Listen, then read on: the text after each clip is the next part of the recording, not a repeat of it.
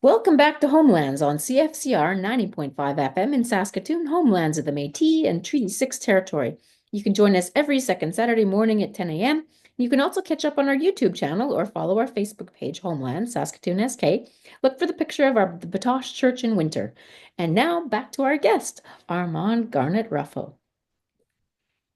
Yeah, it's a real pleasure to be here. I talked a little bit about the beginnings of Indigenous literature here in Canada and how I was very interested in these so-called hidden histories from an Indigenous perspective.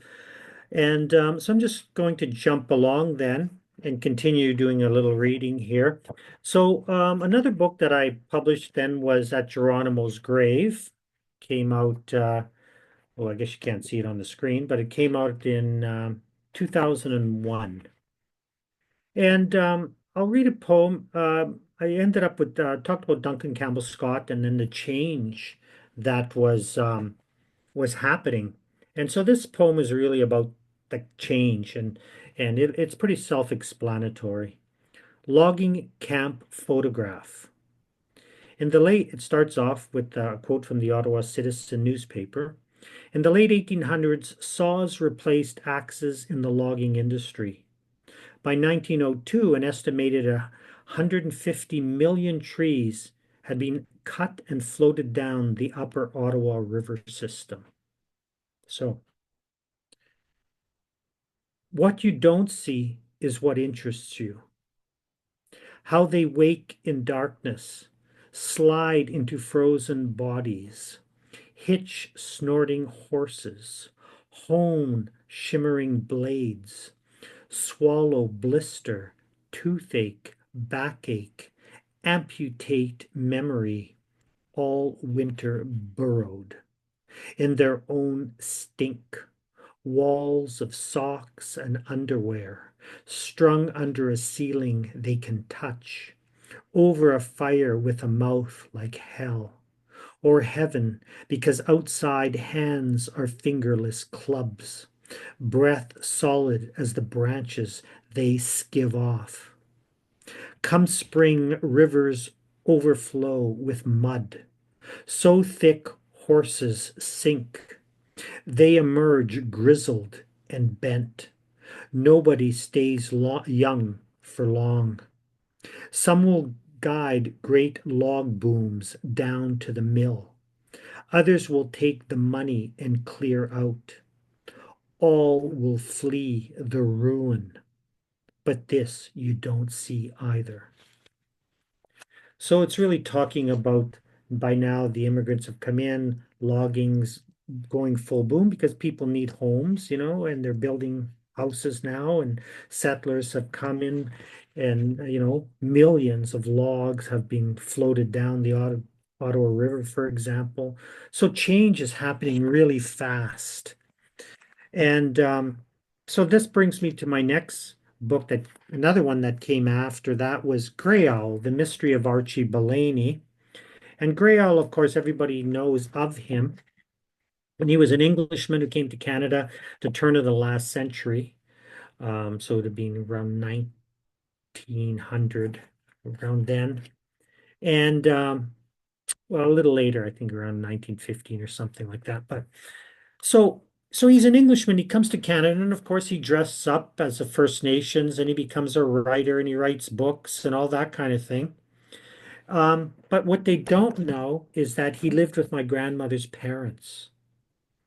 So when my grandmother had a whole, album, two of them actually, of pictures with him because he had a camera when he became famous, and he'd always go back to Biscotasing where he had moved as a young man and had grown up with my mother's family and the community. So that's where he had married first in Temagami. He had married an Ojibwe woman there in the Anishinaabe. And then he moved to Bisco-Tasing, left her, and started, he left Bisco, and then with a big pack sack, they say, full of notes he had taken. And then he moved, he met his love of his life, Anna Herrio, who becomes kind of his heroine in his books. He wrote four books, I believe. It's been a while since I wrote this now. came out in 1996, 1996. But and it was republished in 2020, I believe, with a new introduction. So anyway, he became this, famous guy. But what they don't know is that he had been literally kind of assimilated into the Anishinaabe, culture and peoples. And so that was my take on it, and when I wrote the new introduction in the new version that came out well, it's the same poems, but just new introduction, I realized that I needed to flip it around because the common thing is that he appropriated indigenous culture and took it and ran off but my take is that, he couldn't have existed without indigenous people. He not only, I would say, he really got kind of assimilated into the culture more than just simply him taking it. And then, if you look at it that way, it gives us the agency and not simply him. So I think because everybody knew he was English, so it's not like you know they weren't teaching him. Anyway, I'm going to read a couple pieces from that, and it'll give you an idea. So the first one about is when he's very young, and it gives you an idea why he wanted to leave, and and yeah, and get away. Because think of how he was raised then later on when or adopted. He constantly referred to my great grandfather as his father, so it was a very close family. But this is what he escaped. Aunt Ada, 1903. So he's living with his aunts in England. So he's a young boy. He's at the time, I think he's born around 18. When's he born? He's born in 1888. And this takes place in 1903. So he's a young guy, a young kid. Not like that, Archibald. How many times must I tell you? Now do it again, this time properly. Each morning, Ada makes Archie practice the piano. Ada breeds collie dogs and believes in strict obedience. She believes in the old adage, spare the rod, spoil the child. So while Archie plays Moonlight Sonata for the 10th time, Aunt Ada stands over him with a cane, ready to crack his knuckles. Archie will become a gentleman even if it kills him. She will make him everything his despicable father was not. Their mother had bowed to his charms and good looks. She had financed his trips to Africa and America. And for what? Only to have the apple of her eye fester and rot. Archie, too, has the Bellany looks, but Ada will see to it that his upbringing is different. What is required is discipline, unrelenting discipline. If there's one thing I will not tolerate, it's disobedience. Are you listening, Archibald? One, two, three. Now begin again. So you can see her brother, Archie's father, took off to America and traveled around. And so she doesn't want Archie to become like him. So she's, all this kind of draconian, this obedience stuff. So, you can see how that gets, we see that kind of schooling, which ends up in places like residential schools and day schools, that this kind of strict, this corporal punishment. And that's what he's getting, not to the same extent. I mean, he's still at home, but he's getting beaten by his aunt. So he takes off and he ends up again in Temagami, Northern Ontario. And he ends up then in Biscotacing, where my family comes from. And then he moves in with Indigenous people. And they kind of make him, they turn him into what he becomes. And he becomes a real advocate for for Indigenous rights and the environment and conservation, which a lot of people don't really know. But at the time, he was like super popular. So I'll read one more. And one of the things that really bothered me about him, because I don't want to put him on a pedestal at all, because he was terrible to the women he met in his life. He would leave them with kids, and move on. And so I wrote this. It's called In Memory of Angèle, Belle of Temagami, 1908. How does he meet her?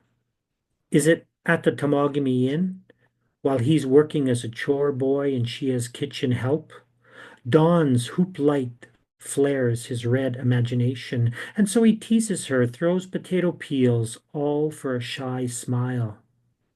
Or is it during his run as a mail carrier, a winter afternoon near Bear Island? A dog comes snarling out at him, and he reaches down with an open hand and turns it into a pet.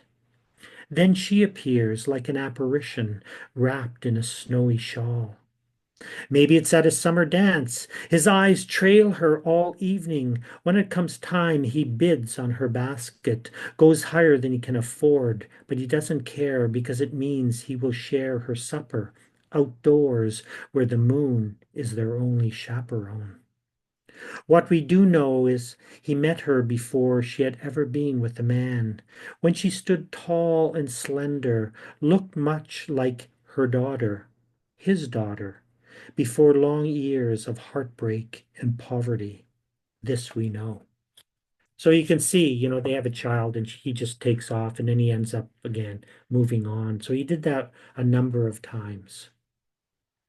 So that was that. And again, hidden histories, my how are we doing for time? A little more or Yeah, we're just about 11 or 12 minutes in, and we're about okay, halfway through the segment. We've got perfect. lots of time left Okay, for more poems and more excellent. stories, more hidden histories. I love Or that. hidden. Yeah. So the next one, another book that I published was called Treaty Number. Um, and it's funny because I put number, it was, my generation, that sign was number. So my students would say, oh, treaty hashtag. That's pretty funny. Um, so again, yeah, let's see, what do I have here? So this book, there's lots of of hidden histories in it. One of the things that let's see here, which one am I going to read? Um, I'll read. So I'll read a couple. Um,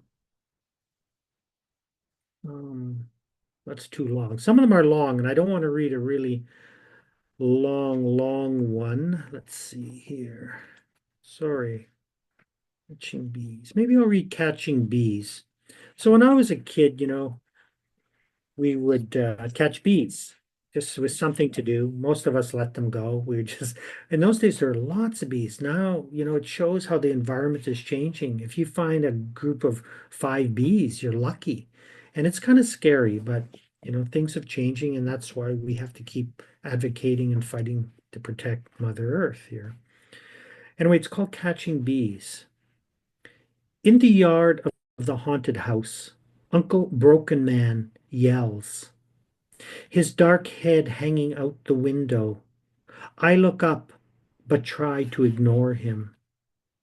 Behind hedges, the height of trees, entwined in a blaze of yellow petals, those of us brave enough catch bees on sunny Saturdays, snap jar lids over them, lock them behind glass, hold their sting to our ears.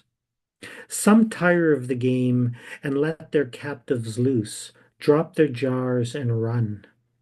Others forget or neglect and let the busy sounds melt inside behind glass, while others maliciously blow smoke into the punctured lid, tranquilizing the buzzing cargo. Everybody runs past the broken window, making fun of the broken man, who calls me out by name and says we are the same.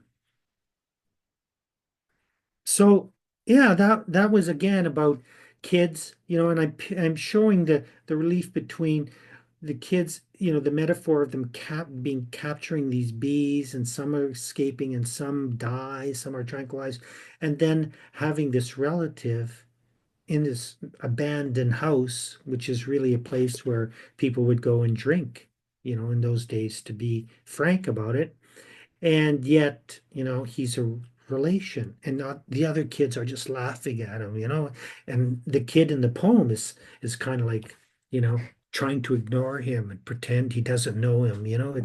It's kind of that kind of situation going on. And I think as humans, and especially in my day too, if you were First Nations or Indigenous, you ended up in a lot of situations where you just kind of tried to ignore, you know, who you were because you would be, you know, um, you know, it would be denigrated, because in those days you have to understand, and it's still like that today in some places.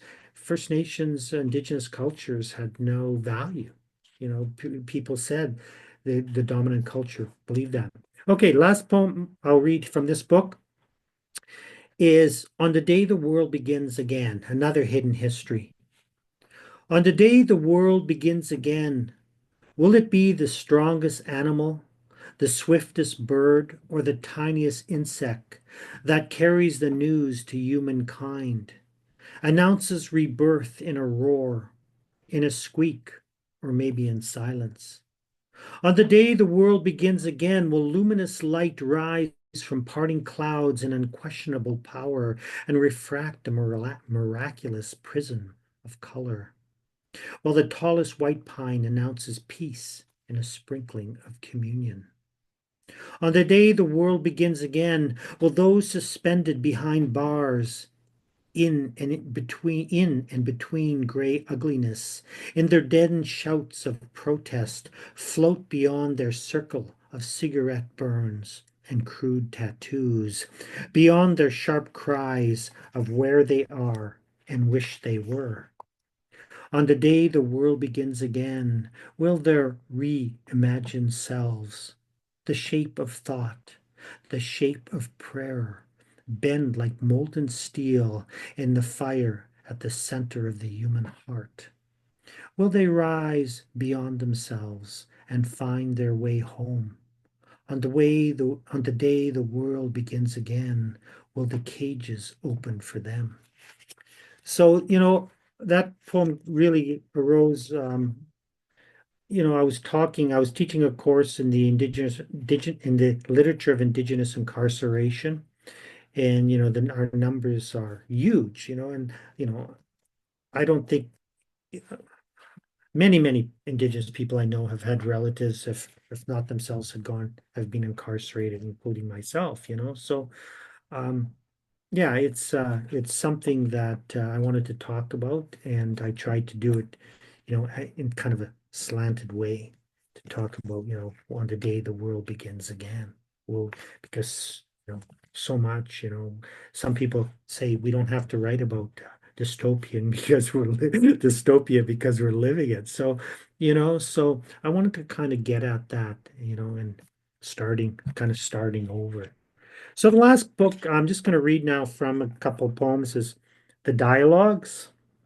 Oops, there it is. Big explosion on the cover because it's called The Dialogues, the Song of Francis Bigumagabo. And one of the things, it's based on a libretto for a musical that I wrote that's still touring. It just finished in Vancouver and Galliano Island in early March. It was first week in March, and it will be in Ottawa in for November for Remembrance Day, and it will then it's going before that I believe it's going to be in Sault Ste. Marie.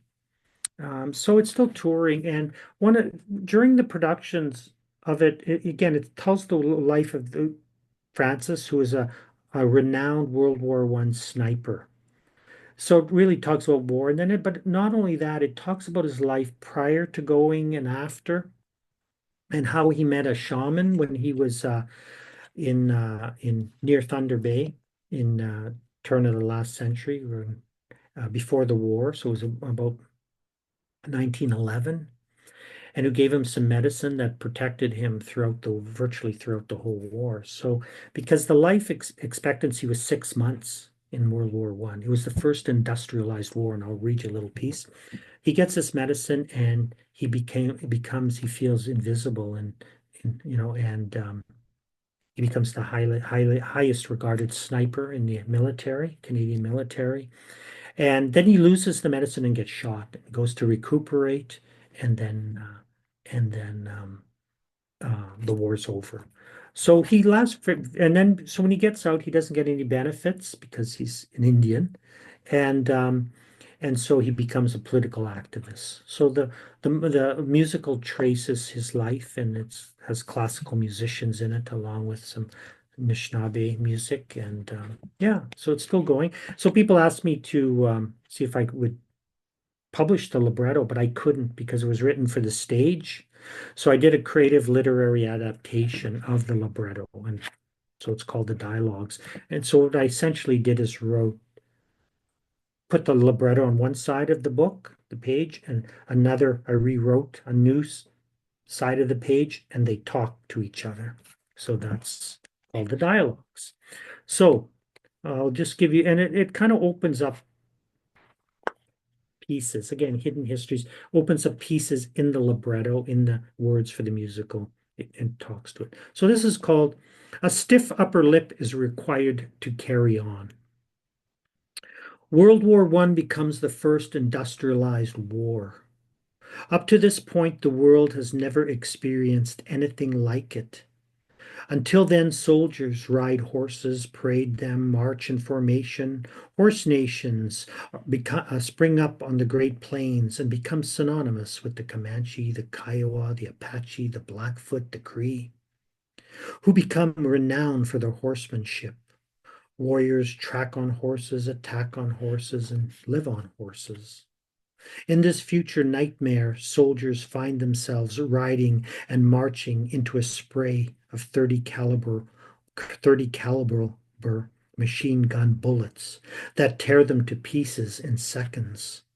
Airplanes raze the ground, aerial bombing, tanks and artillery, the likes of never before seen. Uh, um, Likes of never before seen. As for horses, they become relegated to transport and lie dead in the fields, eyes blank, flies buzzing overhead. So that's kind of provides the context for the libretto and where Francis is. And it's, obviously no picnic, and that's why, we honor our veterans because they're in this living hell. It's kind of cliche to say that. Um, so what I wanted to do then is not only talk about, so there's everything in this book. There's even a little transcription of the music. There's um, there's what things I call dimensional interludes. There's a Anishinaabe Moyen. But one of the characters, so you got to picture it. There's even a drawing of the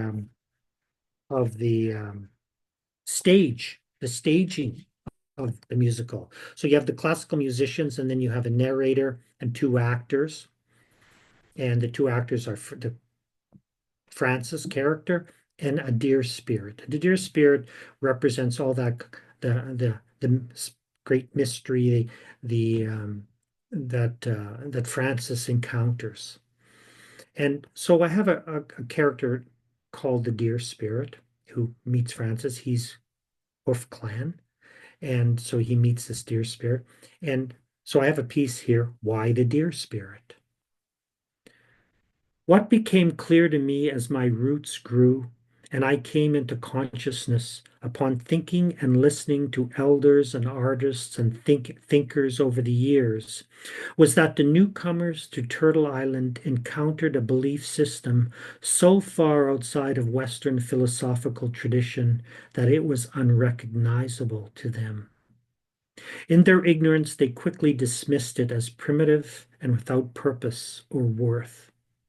And in doing so, they dismissed an ancient body of knowledge about the natural world that Indigenous people worldwide have drawn upon to find connection to all living things.